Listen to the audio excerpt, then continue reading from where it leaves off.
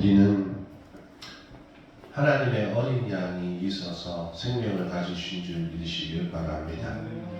오늘 본문의 말씀을 보면 세례 요한이 예수님을 보면서 세상 죄를 지고 가는 하나님의 어린 양이라고 말씀하고 있습니다. 하나님의 어린 양이라는 것은 예수 그리스도가 하나님의 어린 양이 되신다는 것은 우리가 그 어린 양이 필요한 죄인이라는 뜻인 줄 믿으시길 바랍니다. 세상에 있는 모든 사람들은 죄에 속한 사람들이었습니다. 그래서 중요한 것은 그 죄를 가진 사람들의 결과가 결국은 사망일 수밖에 없다고 성경으로 말하고 있습니다. 죄의 삭은 사망이기 때문입니다. 또한 로마서 3장 23절에 모든 사람이 죄를 범하였음에 하나님의 영광에 이르지 못하였더니 라고 나옵니다. 결국 수많은 사람들은 하나님 앞에 나올 수 없는, 결코 하나님을 받아들일 수 없는 죄인의 신분일 수밖에 없고, 그것이 모든 인간들의 결론이라는 것입니다. 그런데 그보다 더 심각한 것은 인간은 죄에 대하여 무죄한 존재로 살고 있다는 것입니다. 내가 죄인임에도 불구하고 죄인인 줄 모르며 사는 것이 많다는 것입니다. 죄로 여기지 아니하기 때문에 하나님의 회개하라는 그 말씀에도 마음에 요동함이 없고 오직 자신들의 삶을 살 때가 많다는 것입니다. 우리가 걸리는 병 중에, 우리가 걸리지 말아야 되겠지만 걸리는 병 중에 심각한 병이 하나 있는데 그 병들은 초기에는 증상이 없다고 합니다. 그러다 배가 아프거나 자기가 아프기 시작할 때 병원을 가면 그때가 이미 늦었다고 말하는 병들이 있습니다. 결국 병이 상당히 진행되고 나서 아파서 가면 그 사람들을 살리기는 무척 힘들다고 합니다. 우리가 바로 그런 모습을 가지고 있는 것 같습니다. 자신들은 죄로 말미암아 하나님이 만드신 귀한 존재의 상태를 잃어버린 줄 모르고, 내가 병드는 줄 모르고, 하나님 앞에 심판받은 존재로 버림받은 줄 모르고, 죄를 해결할 수 없는 것을 우리는 모르고서 우리의 상태를 잊어버린 채 살고 있다는 것입니다. 누가복음 13장 25절, 집주인이 일어나 문을 한번 닫은 후에 너희가 밖에 서서 문을 두드리며 주여 열어주소서 하면 그가 대답하여 이르되 나는 너희가 어디서 온 자인지 알지 못하노라 하리니. 사랑하는 성도 여러분, 한번 닫힌 천국 문은 열려지지 않습니다. 우리가 죄를 인식할 수 있는 방법은 예수 그리스도가 아니라 다른 방법은 결국 심판받은 뒤에 내 죄를 깨닫게 될 수밖에 없습니다. 결국 인간의 죄의 문제를 해결하지 못한 채 죽음만을 기다리는 시한부 같은 인생을 사람들은 살 수밖에 없는 줄 믿으시길 바랍니다. 우리 존재는 그렇게 저주받은 존재입니다. 병에도 진단과 치료가 있듯이 우리는 먼저 내가 죄인임을 깨달아야 하는 것입니다. 그 죄인임을 깨닫는 것이 진짜 복인 줄 믿으시길 바랍니다. 그 죄인이 있어야 예수 그리스도를 믿을 수 있는 줄 우리는 알아야 하는 것입니다. 죽음이라는 것은 결국 하나님의 영원한 형벌 속에 갇히게 되는 것인데, 그것이 진짜 사망인 줄 믿으시길 바랍니다. 우리가 그냥 육신의 죽음이 끝나는 것이 죽음이 아니라 하나님과 완전한 단절 속에 있는 것이 죽음이라는 것입니다. 하나님은 율법을 우리에게 주셨습니다. 율법을 주심으로 말미암아 우리가 건강한 존재, 즉 하나님 앞에 설 수 있는 존재라면 율법을 온전히 지킴으로 말미암아 살아날 수 있는 방법, 하나님 앞에 영원히 살 수 있는 방법을 주셨습니다. 그러나 진짜 하나님이 율법을 주신 의도는 우리가 할 수 없음을 깨닫게 하는 것입니다. 우리는 온전히 내가 할 수 없음을 우리가 하나님이 보게 하기 위해서 율법을 주셨습니다. 그래서 율법으로는 우리가 죄를 깨달음이라고 말씀하시는 겁니다. 그래서 내가 죄인임을 깨닫고 결국 누굴 찾게 만듭니까? 결국 그리스도를 찾을 수밖에 없는, 우리는 우리 스스로는 아무것도 할 수 없는 존재이고 결국 그리스도가 우리에게 오셔야 한다는 것을 우리는 깨달아야 하는 것입니다. 사랑하는 성도 여러분, 우리는 병든 자입니다. 병든 자였습니다. 죄인이었고 병든 자였습니다. 결국 병을 모르는 채 우리는 죽음의 순간에 내가 병들었다는 것을 깨달을 수밖에 없는 엄청난 죄인이었고 병자였습니다. 그러나 예수께서 우리에게 오신 줄 믿으시길 바랍니다. 마태복음 9장 12절, 예수께서 들으시고 이르시되 건강한 자에게는 의사가 쓸데없고 병든 자에게라야 쓸데있느니라. 우리는 자신이 병든 줄 모르고 건강을 자신하면 의사한테 도움을 받지도 못하고 결국 이유도 모른 채 고통 속에서 죽을 수밖에 없는 것입니다. 그것이 모든 사람의 삶이라는 것입니다. 하나님은 우리를 사랑하십니다. 할렐루야. 하나님은 우리를 사랑하셔서 우리가 허무한 인생 가운데서 삶을 마치는 것을 원하지 아니하십니다. 그래서 율법의 마침이고 율법이 원하는 제물이 되시는 사랑하는 독생자 예수 그리스도를 우리에게 보내주신 줄 믿으시길 바랍니다. 우리는 죄인으로서 하나님과 이미 원수 되어버린 존재였지만 하나님은 여전히 사람을 사랑하신다는 것을 보여주시는데 그것이 바로 사랑의 예수 그리스도신 줄 믿으시길 바랍니다. 바로 예수님이 어린 양이 될 수밖에 없던 이유가 여기 있는 것입니다. 우리를 위해서 예수 그리스도께서 하나님이 속죄 제물이 되신 줄 믿으시길 바랍니다. 친히 속죄 제물이 되신 것입니다.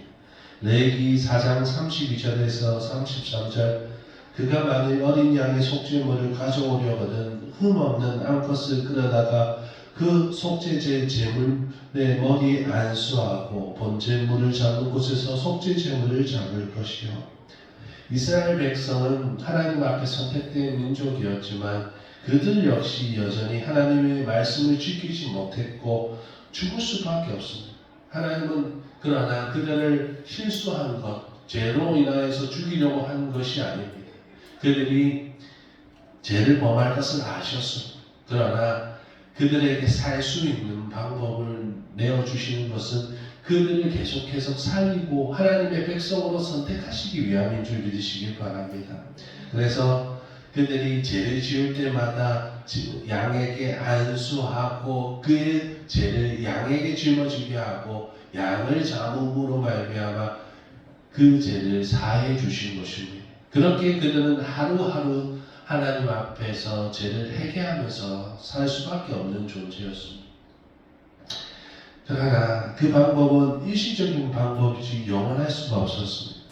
이 땅의 모든 양을 다 죽이면서 내 죄를 회개한다 할지라도 우리는 여전히 죄를 짓게 될 것입니다. 세상에 있는 모든 양을 멸망시킨다 해도 멸종시킨 만큼 양을 잡는다 할지라도 우리의 죄는 끝이 나지 않을 것입니다. 그렇기 때문에 영원한 제물이 필요하셨습니다.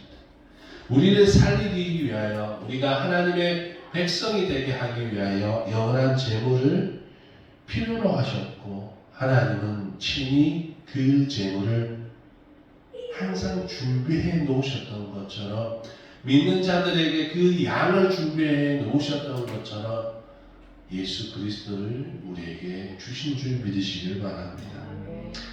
영원한 생명을 가지기 위해서 영원한 생명을 가진 흠없는 어린 양, 바로 하나님이 되시는 예수 그리스도를 우리에게 보내주신 것입니다. 이사야 53장 7절, 그가 곤욕을 당하여 괴로울 때에도 그의 입을 열지 아니하였으며 마치 도수장에 끌려가는 어린 양과 털 깎는 자 앞에서 잠잠한 양같이 그의 입을 열지 아니하였도다. 그리고 예수님은 그 일을 이루시기 위하여서 십자가의 길을 걸어가셨습니다. 예수님은 배신당할 것을 아셨습니다. 멸시당할 것을 아셨고 조롱당해야 하는 것도 아셨고 저참히 십자가에서 죽으셔야 하는 것도 아셨습니다. 그럼에도 불구하고 십자가를 짊어매셨고 그리고 십자가에서 매달리셨습니다. 6월절의 어린 양처럼 그는 우리를 위해서 우리에게 생명을 주시기 위해서 피를 흘리셨고 우리는 그의 피 흘림으로 말미암아 죽음이 우리에게 벗어나게 한 줄 믿으시길 바랍니다. 마가복음 10장 45절 인자가 온 것은 섬김을 받으려 함이 아니라 도리어 섬기려 하고 자기 목숨을 많은 사람에게 선물로 주려 함이라. 할렐루야.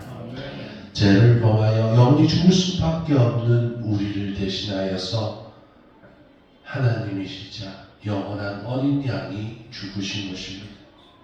우리의 모든 죄와 함께 우리의 모든 죄를 짊어지시고 죽어주신 줄 믿으시길 바랍니다. 사랑하는 성도 여러분, 예수 그리스도께서 죄와 함께 죽으심으로 말미암아 우리에게 놓여져 있던 심판은 사라지게 된 것입니다. 또한 죄로 말미암아 망가진 우리의 신분이 회복된 줄 믿으시길 바랍니다. 사람들은 주님이 십자가에서 돌아가실 때까지 그 은혜를 몰랐습니다. 그래서 사람들은 주님의 십자가를 바라보며 조롱하였고 비방하였습니다.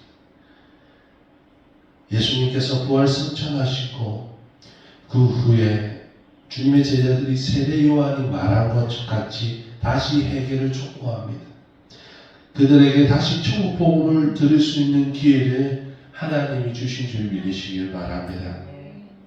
사도행전 2장 36절에서 38절 그런즉 이스라엘 온 집은 확실히 알지니 너희가 십자가에 못 박은 이 예수를 하나님이 주와 그리스도가 되게 하셨느니라 하니라.